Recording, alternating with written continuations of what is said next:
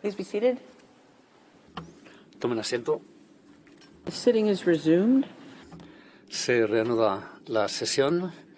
Señor Wordsworth, ¿puede usted, por favor, volver al podio si desea realizar el interrogatorio complementario de los expertos? Lo puede hacer ahora. Sí, gracias, señora Presidente. Tengo dos preguntas para el doctor Wither y uno para el doctor Pitts.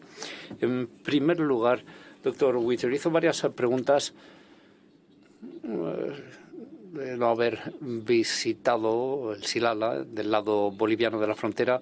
¿Cree usted que sus opiniones expertas en esta cuestión se han visto de alguna forma convertidas en no fiables, dado que ni usted ni el doctor Pitts estuvieron presentes en el lugar del lado boliviano? No, no lo creo. Creo que la pregunta original del caso era si sí o no la Silala era un curso de agua internacional, y en el momento de nuestra memoria teníamos información adecuada para poder comentar definitivamente al respecto. Y luego, cuando realizamos nuestro trabajo posterior, teníamos datos extensos por parte boliviana que fue muy útil y nos permitió confirmar nuestras opiniones al respecto del impacto que tuvo la canalización. Muchas gracias. Una segunda pregunta. Se les ha presentado distintas cifras que están en la pestaña 55152 del expediente de los jueces, y ahí aparecen los cálculos que usted realizó para intentar calcular el impacto de los canales sobre el caudal de las aguas superficiales. No sé si se pueden proyectar en pantalla, por favor. Es la pestaña 5.1 del expediente de los jueces. Aquí se trata el impacto de las aguas superficiales en el canal y luego en la siguiente. Sí, esa es la que aparece con la capa de turba. Bien. Bueno, yo creo que para mi pregunta es suficiente. Se le hizo varias preguntas sobre el hecho de que el canal se presentaba como que caía 400 metros en elevación y también con turba 400 metros de inclinación. Y la idea que quiero preguntarle es si esto tiene un impacto sobre la fiabilidad de sus cálculos. Habida cuenta de que las cifras muestran que hay este desnivel de 400 metros, aparentemente, o de profundidad de agua o de turba. Bueno, en nuestro informe todo se explica con la ayuda de otros diagramas, como lo explica el señor Bundy. Estamos considerando una capa de 1 metro de profundidad de turba, un supuesto superior al supuesto que utilizaron Bolivia, pero para representarlo en un modelo simplificado tuvimos que ponerlo al final del camino del caudal del agua. Por eso aparece de forma adyacente a la frontera donde fijamos el nivel del agua en el canal del agua. Y con estos cálculos, en realidad, ¿qué están modelando? ¿El impacto de 1 metro de turba o de 400 metros de turba? No, de 1 metro de turba. Y la misma pregunta en relación con el caudal superficial en el canal. ¿Cuál es la profundidad de agua que se está modelando? Lo reducimos en medio metro. Así que, de nuevo, ¿qué es lo que se está modelando? El impacto de medio metro. Sí, el impacto de medio metro. Creo que no tuve la posibilidad de explicar cuál fue el impacto de la capa de turba, pero un efecto de 1,2% sobre el caudal. Y esto se puede ver en esta figura. No sé si lo podrán leer o no, porque aparece en letra muy chiquitita, pero ahí es donde se calcula. Y el 1,2% son 2 o 3 litros por segundo. Esto es el efecto combinado de tener lo del canal y la capa de turba. Esto afecta a la evaporación, es decir, si se añade la capa de turba con el impacto que han calculado sobre los caudales superficiales, ¿cuántos litros por segundo tiene de impacto? Estamos hablando de 2 a 3 litros por segundo de impacto, incluido ahí la turba. Esto en comparación con qué tipo de impacto que están modelando de HI, 40%. 40. Esto me lleva a mi siguiente pregunta. También se le hicieron preguntas sobre las aguas subterráneas y cómo las aguas subterráneas aparentemente no se tiene en cuenta en este cálculo. Si lo puede dejar en la pantalla, la proyección, por favor.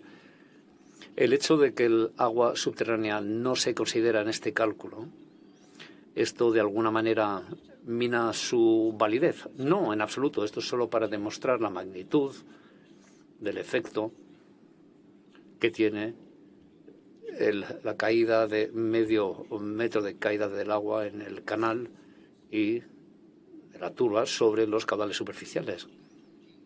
¿Y cuál es el resultado que salga con respecto a los caudales subterráneos? ¿Qué le cuenta este cálculo? ¿Qué le dice? Bueno, ambas partes han reconocido que la totalidad del caudal, ya sea aguas superficiales o subterráneas, fluye hacia Chile. Por tanto, si cambiamos los caudales superficiales por 2 o 3 litros por segundo, pues tenemos el cambio correspondiente en los flujos de las aguas subterráneas de 1 o 2 litros por segundo, porque hemos perdido 1 litro por segundo por evaporación. Bien, gracias. Y también, relacionado con esto,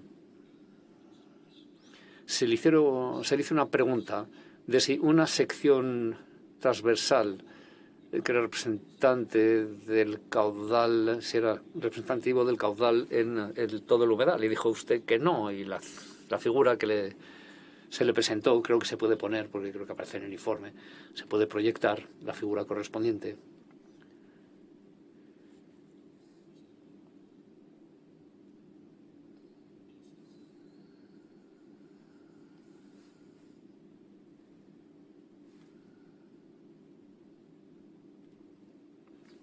Sí, creo que es esta la que se le mostró.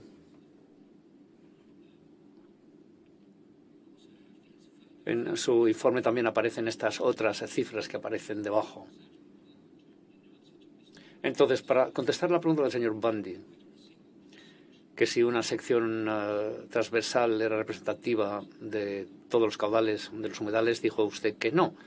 Entonces, mi pregunta es, ¿y esto qué impacto tiene en su evaluación del valor del ejercicio que ha realizado con estos cálculos?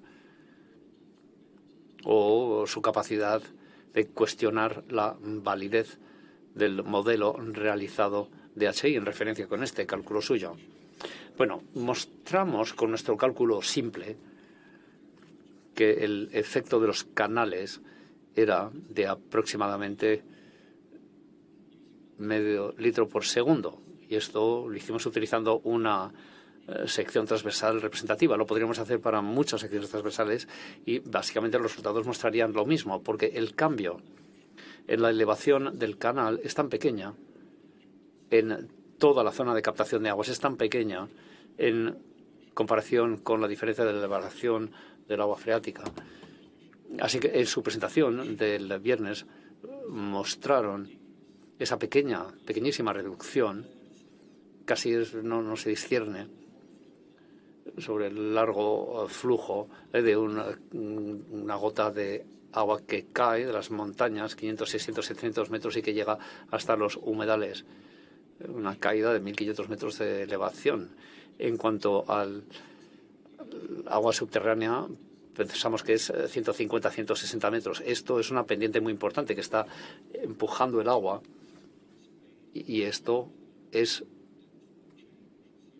un cambio importante, por tanto, es sentido común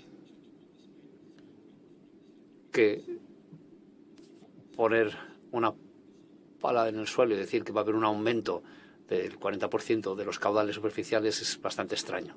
Bien, muchas gracias. Bueno, en realidad estas son todas las preguntas que tenía para usted. Muchísimas gracias. Lo siento.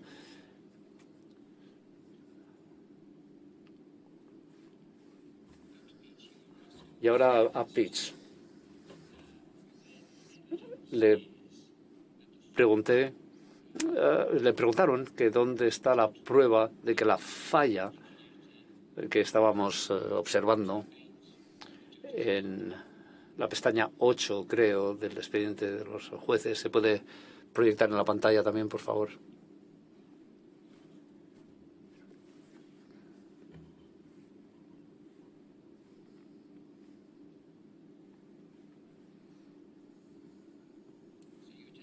Sí, aquí se le presentó esta imagen.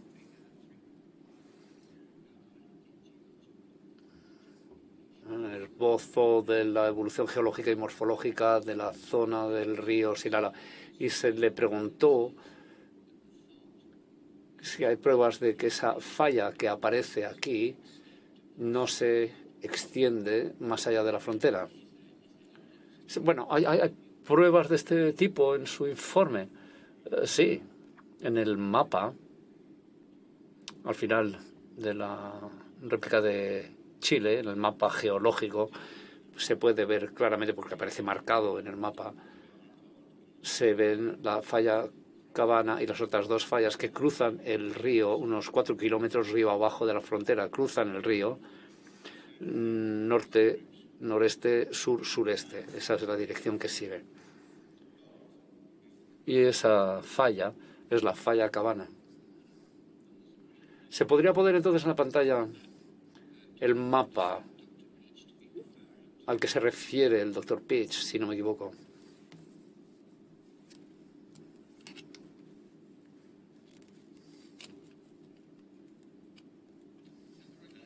¿Se trata de este mapa? Sí, este es. ¿Nos puede explicar un poco?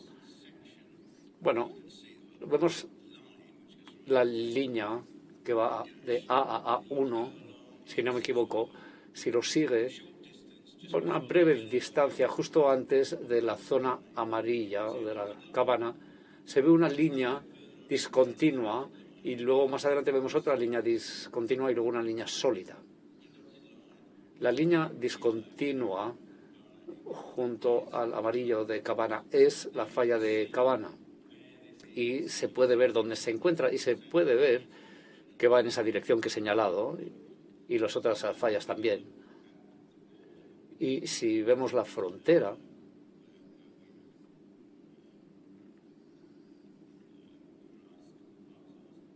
no sé, se me hizo una pregunta de hacia dónde iba la falla. Pues la falla no sigue el río Silala al cruzar la frontera, porque esa falla del Silala es que no existe. Cuando se refiere a la frontera, se trata de la línea diagonal. Sí, creo que es una línea discontinua que pueden ver. Y luego hay una zona en blanco que es Bolivia. No sé si nos podría ayudar con un cursor. Me equivoco si digo que el río Silala va desde aquí, desde este punto aproximadamente, va bajando sudoeste, 2 kilómetros y pico, y luego tuerce hacia la derecha y luego vuelve a torcer hacia la izquierda y baja. Y aquí es donde estamos. En Cabana, y aquí está la falla, y dice que esta falla está a qué distancia. Está a 4 kilómetros. Bueno, no lo he medido en realidad, pero es aproximadamente 4 kilómetros río abajo y no hay ninguna falla que baje el río Silala. Y para concluir esta cuestión, estoy en lo cierto si digo que creo que hay un perfil que nos muestra esto también.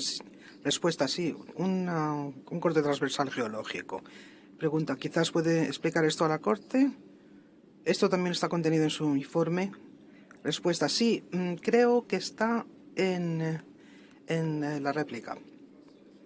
Pregunta, bien, entonces si examinamos el corte transversal en la parte superior, a la derecha tenemos la frontera internacional. En dirección sudoeste hacia Chile, no está en absoluto en Bolivia. Y si bajamos unos 4 kilómetros, podemos ver estas líneas sólidas en distintos ángulos. La más alejada del sudoeste es la Cabana y las otras dos son las fallas normales. Y me disculpo por los términos geológicos, pero no hay otra forma de describirlo. Pero pueden ver dónde están. Atraviesan el río en dirección norte, noreste, sudeste, en un lugar que no está cerca de la frontera y no siguen el curso del río. Muchas gracias, doctor Pitch. Solamente tengo una pregunta más, una pregunta para usted. Y ahora, señora presidenta, creo que el reexamen se ha concluido y que puede pasar a las preguntas de los magistrados. Gracias, dice la presidenta. Ahora voy a ver si hay algún magistrado que desea plantear preguntas.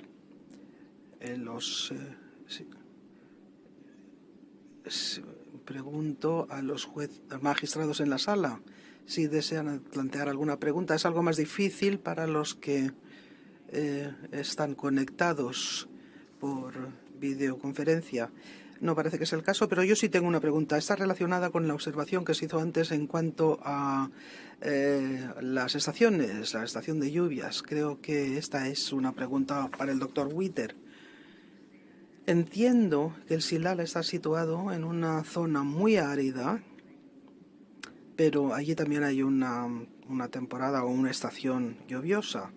Mi pregunta sería si el momento del año en el que se mide el caudal incide en los resultados y si esto hubiera podido tener repercusiones para la comparación entre una medición y la otra. Esa es mi primera pregunta. Gracias, señora presidenta. El hecho de que sea un arroyo dominado por el agua subterránea se traduce en que el agua que llega al arroyo ha viajado a través de la tierra, ha recorrido varias distancias desde la captación y efectivamente podemos ver que el caudal es remarcablemente uniforme. Cuando llueve quizás hay una ligera desviación, pero en esencia es una respuesta plana. No hay efecto de las estaciones. Gracias, señor Whitman. No sé si tiene ante usted la declaración de Bolivia. Lamento decir que no. La presidenta dice, bien, le voy a explicar. En ese documento hay una imagen que representa el canal septentrional rodeado de suelos y de tierras. En la imagen subsiguiente, al menos para el profano, vemos una imagen de lo que parecería ser un sistema más frondoso, más vibrante. Entonces, mi pregunta es, ¿la temporada o la estación en la que se tomó esta imagen tiene una incidencia o la respuesta es similar a la anterior? Respuesta. No, aquí el impacto es tremendo. En la memoria mostramos una serie de imágenes tomadas por satélite donde se ve que en la estación lluviosa y los datos correspondientes al invierno se producen enormes variaciones. puede ser, el tamaño puede ser de 1 hectárea y alcanzar 26 hectáreas. Entonces la vegetación está ahí, pero solamente está en modalidad activa y tiene su alcance pleno en la temporada de las lluvias. Muchas gracias. Ahora tengo una pregunta del magistrado Iwasawa. Le doy la palabra. Sí, tengo una pregunta. Gracias, señora presidenta. Tengo una pregunta para el doctor Witter, dice el magistrado Iwasawa. Mi pregunta tiene que ver con métodos adoptados por el señor Fox en 1922. Usted declaró que ahora considera que es probable que puede haber utilizado propelómetros que se desarrollaron en 1870. ¿Incidiría esto en su evaluación del resultado, los resultados obtenidos por el señor Fox? Respuesta: muchas gracias. Creo que nuestras incertidumbres en cuanto al señor Fox siempre se han centrado en la forma de tomar las mediciones. Hoy hemos evacuado un debate bastante dilatado en el que parece que llegamos a la conclusión de que se tomó alrededor de 600 metros por encima del emplazamiento denominado C7 en algunos de los alegatos de Bolivia. La forma en la que tomamos una medición, de forma manual, con el enfoque clásico, es que el propelómetro mide la velocidad del agua.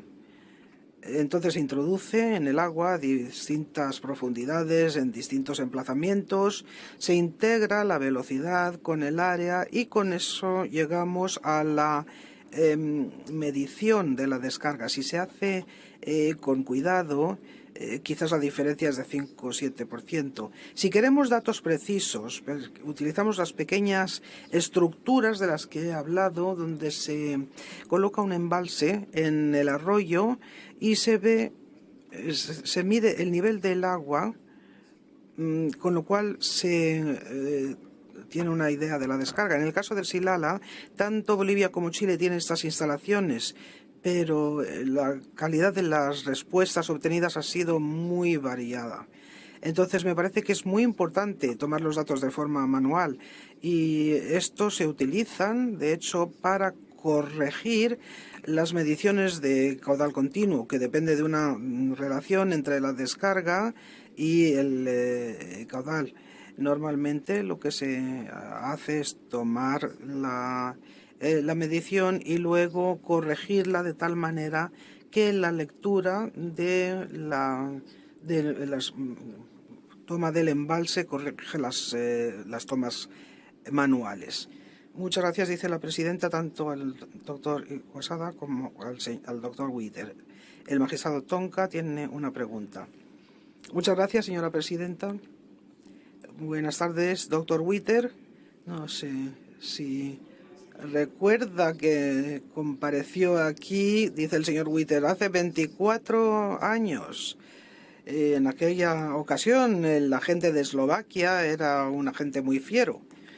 Dice el magistrado: quiero hacerle una pregunta para asegurarme de que entiendo bien su declaración. La declaración de usted y de su colega, el doctor Petsch.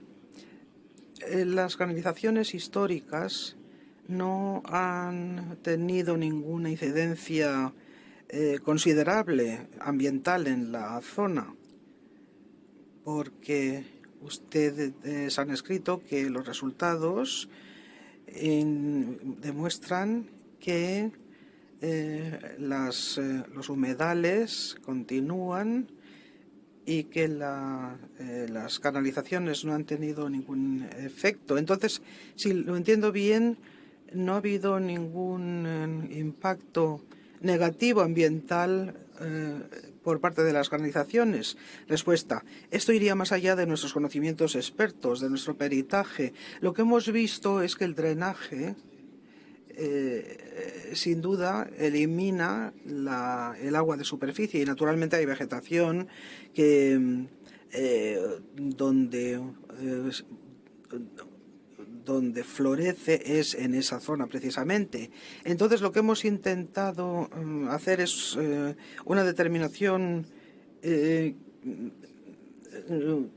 hidrológica. Podemos utilizar las imágenes obtenidas por satélite que indican hasta qué punto es activa la transpiración de la vegetación.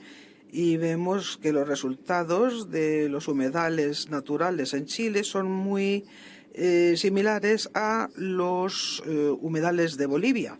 Incluso cerca de las obras de drenaje podemos ver que hay una transpiración de la vegetación muy considerable. Entonces, desde el punto de vista hidrológico, parece que no tiene mucho efecto, no hay mucha diferencia. Interesa señalar que aguas abajo se han dado canalizaciones en Chile que se han examinado. Y cuando vemos la superficie, podemos ver que el efecto de la canalización ha sido cambiar un sistema de humedales ribereños a algo más parecido a un bofedal. Entonces, estos sistemas cambian su forma a tenor del sistema de canalización. Entonces, no queremos aseverar que no hay un efecto ambiental. Pero me parece importante señalar algo que no hemos podido abordar en el interrogatorio, y es en qué medida las canalizaciones han causado esta supuesta degradación. Las pruebas que aduce Bolivia es bastante confusa, porque se habla de observación de cambios en 1908, antes de las canalizaciones, 1950. Entonces no hay ninguna prueba clara, en mi opinión, que vincula las canalizaciones con la degradación. Esto lo que significa es que si Bolivia desea restaurar los humedales, han de tomar en consideración con cuidado todos los factores, sobre todo la variabilidad climatológica, que a partir de las imágenes tomadas por satélite podemos ver que la precipitación tiene una incidencia en el tamaño de los humedales. Desde su punto de vista científico o ambiental, dejando de lado los aspectos económicos, ¿qué recomendaría usted? ¿Restaurar el medio ambiente, eliminar las canalizaciones? Respuesta: en mi opinión, sería estupendo restaurar los humedales y eliminar las canalizaciones. Y creo que, en mi opinión profesional, Chile vería muy pocos resultados aguas abajo de esas acciones. Muchas gracias, no tengo más preguntas. Gracias, magistrado Tonka, y gracias, doctor Witter. No tengo ninguna otra pregunta en la sala, ni veo que los magistrados que se unen a nosotros por videoenlace pidan la palabra.